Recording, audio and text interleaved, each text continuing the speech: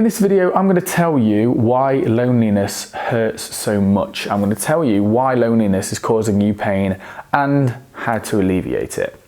Let's begin. Firstly, it's important to remember that we are ultra-social creatures for a reason. We evolved to live in tribes, mainly because if we didn't, we'd get eaten, because we're pretty damn feeble in terms of physicality. We'd get eaten by a bear or a tiger. Try going out there and having a one-on-one fight with a tiger. It ain't going to work very well. But if there's you and 10 others, you stand a bit of a better chance. The lion's likely going to run away. But the process of evolution and adaptation is really slow, and it just so happens, it just seems that on the evolutionary timeline, we seem to, in terms of technological advancement, sped up really quickly. And now we live lives of material comfort that none of our ancestors would have ever dreamed possible. But our brain is still fitted with software of the hunter-gatherer days. So in a sense, your brain is perceiving a kind of threat or a potential for a threat that's not likely going to show up. When you feel the pain of loneliness that's chronic, it's an overall body pain, and it's difficult because you can't pinpoint an exact location for it, because it's not a physical pain. It's not something that's not like a cut, it's not a graze, it's not a bruise, but it's something that you feel in the core of your being, a sense of longing or a sense of disconnection. Now this pain is real. Okay, and there's recent research that points the way to it being just as painful, just as much of a threat to your health than obesity and smoking. And even though there's some genetic basis for loneliness in some people, in the same way that some people find it easier to gain weight and lose weight, this deep psychological need to be seen, valued and heard is common and prevalent and a deep need across all people. Now when it comes to social media, I'm not entirely sure what the deal is with it, because on this channel I warn against the dangers of social media quite often. My most popular video is a video where I talk about how I've downgraded to a Nokia 105 phone.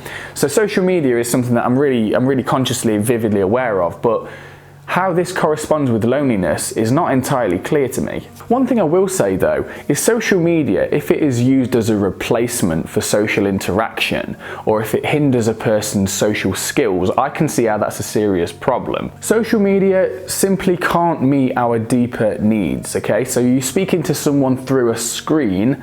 Our bodies, our brains, our minds, our organisms did not evolve over the span of evolutionary history to do this. This is a very new thing. And while it can give us a kind of dopamine hit when we receive a notification or get a message from someone, it doesn't meet our deeper needs to be seen, valued and heard.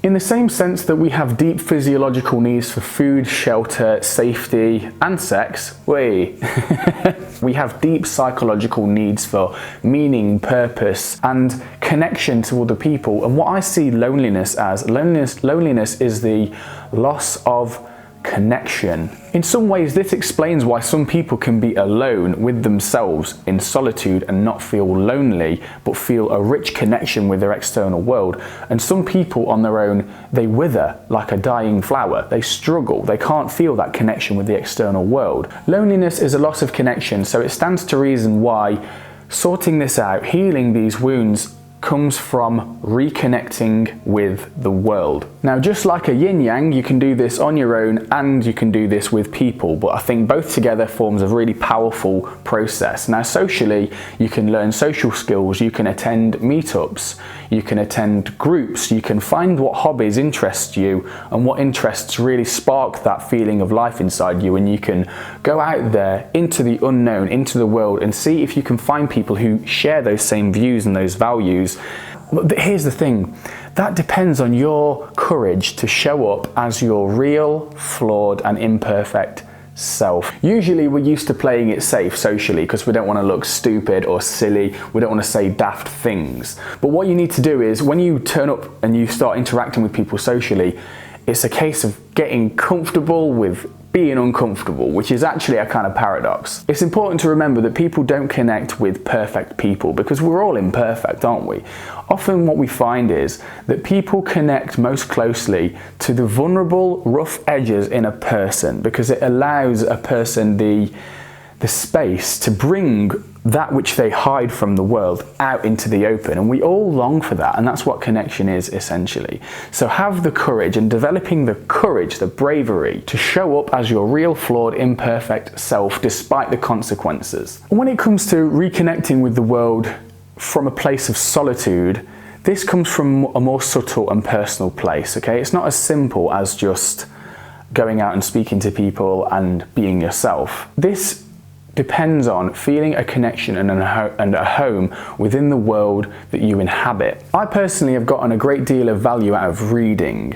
Reading great books from people who've pondered the questions and pondered human pain and suffering as well, because this leads to a connected sense of common humanity. One of the worst things about loneliness when it really hits is the idea, the story that you are alone in these feelings, which kind of makes you feel lonely about being alone. But actually we're not alone in our loneliness. There's a study that suggests that over half, and this was a study in America with 20,000 people, that almost half of them reported that they don't feel that people really knew them. They felt alone, isolated and disconnected. So you're not alone in that. It's important as well, from a place of solitude, to find out within yourself what really excites you, what gives you that sense of being alive, what makes you feel connected to the world. For me, it's a sense of connection to nature. It's always been a value of mine to feel connected to nature, but only recently in my life I've started to truly embody that by going on hikes on my own, on purpose, seeking out solitude in nature, just me and nature interacting together. And it's a case of finding what values you really want to embody in the world and going out and doing that. Also, it's helpful to find a goal that motivates you and imbues your life with a sense of meaning and purpose. Now, the phrase I like to use is developing a vision for your life, because a goal almost implies that you need to reach it or the goal is a failure. But I'm going to quote Bruce Lee by saying, sometimes a goal is not meant to be reached, but merely something to aim at.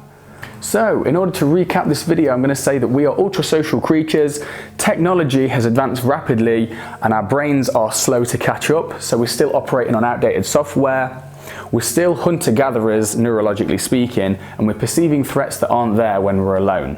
This pain is real, and it comes from a sense of disconnection from the external world that has multiple channels of reconnection possible to us. One of which is socially, through interactions with other people, and another one is reconnecting with the world from a place of solitude, where we find meaning and purpose and values and connection to things that don't necessarily involve other people as well. And even though sometimes you feel alone in your loneliness, realizing that this is a thing that humans experience, this is a part of the messy and heroically challenging nature of what it means to be human, and realizing that people are just as lonely as you are, in this modern world especially. And really meditating and feeling that may also provide the kind of connection that you're actually looking for.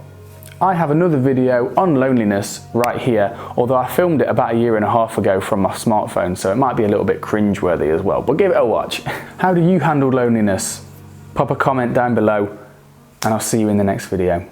Take care.